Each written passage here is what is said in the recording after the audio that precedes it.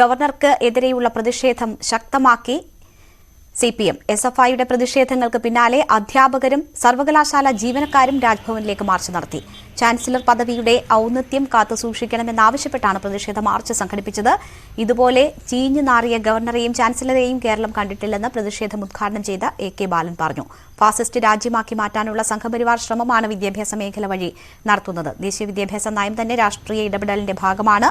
ഇന്നും ഗവർണറെ തടയുമെന്ന് പറഞ്ഞിട്ടുണ്ടെങ്കിൽ അത് സ്വാഭാവികമെന്നും AK ബാലൻ പറഞ്ഞു. ഡൽഹിയിൽ പോയി RSSന്റെ കോൺക്ലേവിൽ പ്രസംഗിക്കുകയാണ് മുഖ്യമന്ത്രിക്കെതിരായി. RSSന്റെ സഹായം പറ്റുക. ഇനി ഞാൻ പോകുന്നത് മറ്റൊരു RSSന്റെ പരിപാടിയിലാണ്. നിങ്ങളുടെ സഹായം വേണമെന്നല്ലേ ഈ പറഞ്ഞതിന്റെ അർത്ഥം? അതുകൊണ്ടാണ് ഞാൻ എന്റെ പ്രസംഗത്തിൽ ആദ്യം പറഞ്ഞത് ഇതുപോലെ നാറിയിട്ടുള്ള ഒരു ഗവർണർ. അദ്ദേഹം ഭരണഘടന തത്വങ്ങൾ അദ്ദേഹത്തിന് ബാധകമേ അല്ല. ഒരു നിയമം പാസാക്കി കഴിഞ്ഞാൽ അദ്ദേഹത്തിന്റെ മുമ്പിൽ ആർട്ടിക്കിൾ 200 പ്രകാരം 3 ഓപ്ഷനാണുള്ളത്.